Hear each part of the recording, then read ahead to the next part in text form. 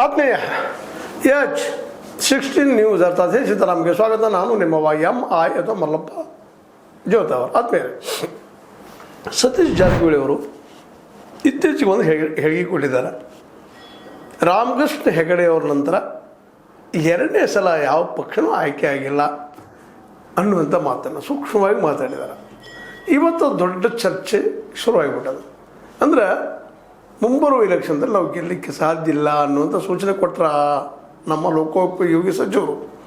ಅದು ಇವತ್ತು ಮುಖ್ಯಮಂತ್ರಿ ಸ್ಥಾನಕ್ಕೆ ಕಾಂಪಿಟೇಷನ್ ಮಾಡುವಂಥ ಒಬ್ಬ ಪ್ರಬಲ ವ್ಯಕ್ತಿ. ಈ ರೀತಿ ಹೇಳಿಕೆ ಯಾಕೆ ಕೊಟ್ಟರು, ಏನದು ಅನ್ನೋದು ಇವತ್ತು ಪ್ರತಿಯೊಂದು ಮೀಡಿಯಾದಲ್ಲಿ ಚರ್ಚೆ ನಡೀತಾ ಇದೆ.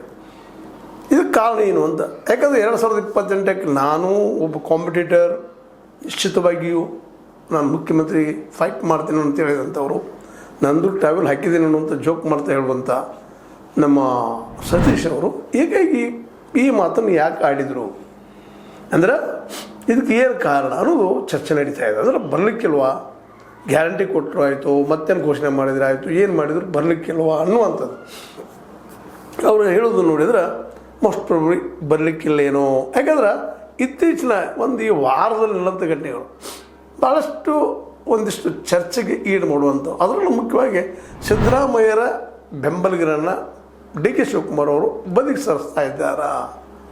ಎಚ್ ಸಿ ಮಹದೇವಪ್ಪನವರಾಗಿರ್ಬೋದು, ರಾಜಣ್ಣವರಾಗಿರ್ಬೋದು, ಸ್ವತಃ ಇವತ್ತೇನೋ ಭಾಳ ಪ್ರಬಲರಾದಂತೆ ಸತೀಶ್ ಅವ್ರಿಗೊಂದು ಏನೋ ಖಾತೆ ಕೊಟ್ಟಿದ್ದಾರೆ ಅವರಾಗಿರ್ಬೋದು. ಅವ್ರನ್ನೆಲ್ಲರೂ ಆದಷ್ಟು ಬದಿಗೆ ಸರಿಸುವಂಥ ಅಥವಾ ನುಗ್ಗುವಂಥ ಕೆಲಸ ಡಿ ಕೆ ಶಿವಕುಮಾರ್ ಅವರು ಮಾಡ್ತಾ ಇದ್ದಾರೆ. ಜೊತೆಗೆ 2028ರಲ್ಲೇ ನಾನೇ ಸಿ ಎಮ್ ಅಂತ ಹೇಳ್ಕೊಳ್ತಾ ಹೋಗುವಂಥ ಈ ಪ್ರಸಂಗದಿಂದ ಸಹಜವಾಗಿ